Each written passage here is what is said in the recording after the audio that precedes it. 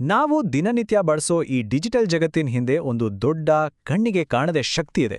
ಅದ್ರ ಬಗ್ಗೆ ಎಂದಾದ್ರೂ ಯೋಚಿಸಿದಿರಾ? ಅದೇ ಕ್ಲೌಡ್ ಕಂಪ್ಯೂಟಿಂಗ್. ಅದು ಹೇಗೆ ನಿಜವಾಯ್ತು ಅಂತ ಇವತ್ತು ನೋಡೋಣ. ನಾವೊಂದು ಸರ್ಚ್ ಮಾಡಿದಾಗ, ಒಂದು ವಿಡಿಯೋ ನೋಡಿದಾಗ ಅಥವಾ ಒಂದು ಫೋಟೋ ಶೇರ್ ಮಾಡಿದಾಗ ಇದೆಲ್ಲ ಕೆಲಸ ನಿಜವಾಗಿ ನಡೆಯೋದಲ್ಲಿ?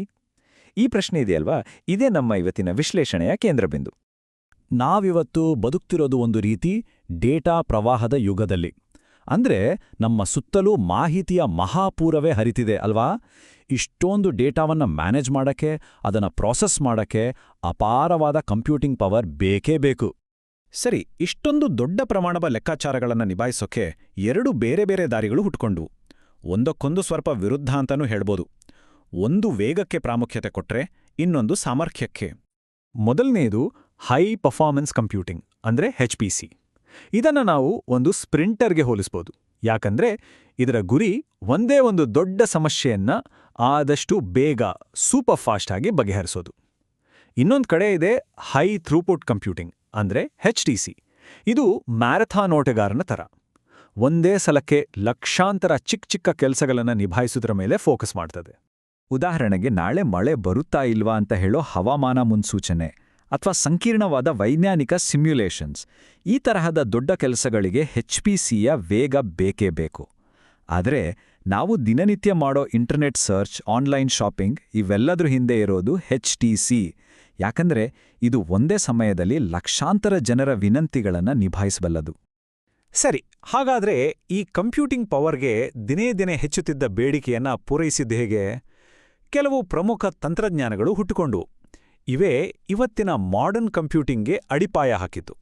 ಕಂಪ್ಯೂಟಿಂಗ್ ಹಾರ್ಡ್ವೇರ್ನ ಇತಿಹಾಸವನ್ನ ನೋಡಿದ್ರೆ ಒಂದು ಇಂಟ್ರೆಸ್ಟಿಂಗ್ ಕತೆ ಸಿಗ್ತದೆ. 1950ರಲ್ಲಿ ಒಂದು ಇಡೀ ಕೋಣೆಯಷ್ಟು ದೊಡ್ಡದಾಗಿದ್ದ ಮೇನ್ ಫ್ರೇಮ್ಗಳಿಂದ ಶುರುವಾಗಿ ಆಮೇಲೆ ಪರ್ಸನಲ್ ಕಂಪ್ಯೂಟರ್ಗಳು ಬಂದು ಇವತ್ತು ನಾವು ಕ್ಲೌಡ್ಗಳ ಯುಗದಲ್ಲಿದ್ದೇವೆ. ಅಂದ್ರೆ ಒಂದೇ ಕಡೆ ಇದ್ದ ದೊಡ್ಡ ಯಂತ್ರಗಳಿಂದ ಎಲ್ಲೆಡೆ ಹಂಚಿ ಹೋಗಿರುವ ವ್ಯವಸ್ಥೆಗಳ ಕಡೆಗೆ ನಾವು ಬಂದಿದ್ದೇವೆ. ಒಂದು ಹಂತದಲ್ಲಿ ಒಂದೇ ಚಿಪ್ ಅನ್ನು ಇನ್ನೂ ವೇಗವಾಗಿ ಮಾಡುವುದು ಕಷ್ಟಾಗ್ತಾ ಬಂತು. ಅದಕ್ಕೆ ಕೆಲವು ಭೌತಿಕ ಮಿತಿಗಳಿದ್ವು. ಆಗ ಇಂಜಿನಿಯರ್ಗಳು ಯೋಚನೆ ಮಾಡಿದ್ರು, ಉತ್ತರ ಕೇವಲ ವೇಗದ ಚಿಪ್ಗಳಲ್ಲ, ಬದಲಿಗೆ ಹೆಚ್ಚು ಚಿಪ್ಗಳು ಅಂತ. ಅಂದ್ರೆ ಒಂದೇ ಚಿಪ್ನಲ್ಲಿ ಒಂದಕ್ಕಿಂತ ಹೆಚ್ಚು ಕೋರ್ಗಳನ್ನು ಅಥವಾ ಪ್ರೊಸೆಸರ್ಗಳನ್ನ ಇಡುವುದು.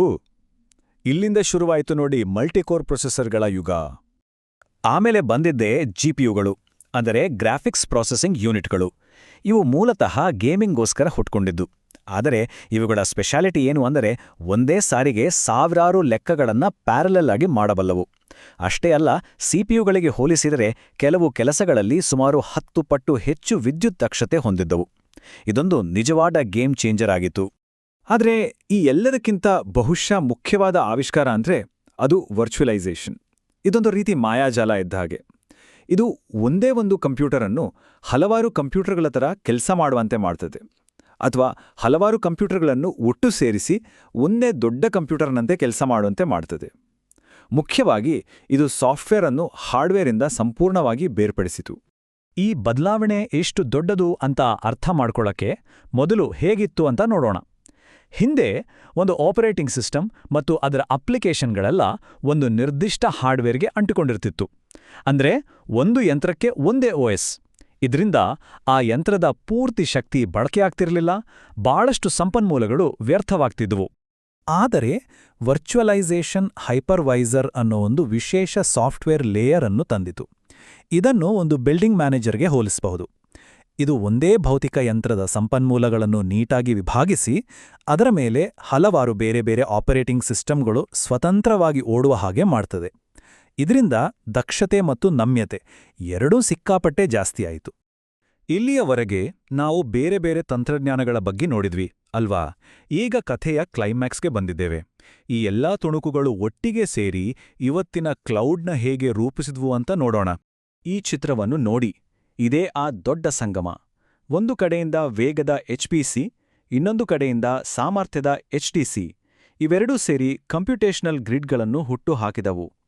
ಈ ಗ್ರಿಡ್ಗಳಿಗೆ ನಾವು ಆಗಲೇ ನೋಡಿದ ವರ್ಚುವಲೈಸೇಷನ್ನ ನಮ್ಯತೆಯನ್ನು ಸೇರಿಸಿದಾಗ ಇಂಟರ್ನೆಟ್ ಕ್ಲೌಡ್ಗಳು ಹುಟ್ಟುಕೊಂಡವು. ಇದೇ ಕ್ಲೌಡ್ ಕಂಪ್ಯೂಟಿಂಗ್ನ ಉದಯ. ಇದರ ಹಿಂದಿನ ಮೂಲ ಐಡಿಯಾ ತುಂಬಾನೇ ಸರಳ ಮತ್ತು ಶಕ್ತಿಯುತವಾದದ್ದು. ಕಂಪ್ಯೂಟಿಂಗ್ ಅನ್ನು ಒಂದು ಯುಟಿಲಿಟಿ ಅಥವಾ ಸೌಲಭ್ಯವನ್ನಾಗಿ ಮಾಡುವುದು. ಹೇಗೆ ನಾವು ಸ್ವಿಚ್ ಹಾಕಿದಾಗ ಕರೆಂಟ್ ಬರ್ತದೆಯೋ ಹಾಗೆ ನಮಗೆ ಬೇಕಾದಷ್ಟು ಕಂಪ್ಯೂಟಿಂಗ್ ಶಕ್ತಿಯನ್ನು ಇಂಟರ್ನೆಟ್ ಮೂಲಕ ಪಡೆದುಕೊಳ್ಳುವುದು. ಇದು ಕೇವಲ ಒಂದು ಥಿಯರಿಯಾಗಿ ಉಳಿಲಿಲ್ಲ. ನೋಡಿ, 2010ರ ಈ ಗಾರ್ಟ್ನರ್ ಹೈಪ್ ಸೈಕಲ್ ಚಾರ್ಟ್ನಲ್ಲಿ ಕ್ಲೌಡ್ ಕಂಪ್ಯೂಟಿಂಗ್ ಅನ್ನೋದು ಅತಿ ನಿರೀಕ್ಷೆಯ ಶಿಖರದಲ್ಲಿತ್ತು. ಅಂದ್ರೆ ಎಲ್ಲರೂ ಇದರ ಬಗ್ಗೆನೇ ಮಾತಾಡ್ತಿದ್ರು. ಕೇವಲ 2-5 ವರ್ಷಗಳಲ್ಲಿ ಇದು ಎಲ್ಲೆಡೆ ಬಳಕೆಗೆ ಬರ್ತದೆ ಅಂತ ಹೇಳಲಾಗಿತ್ತು.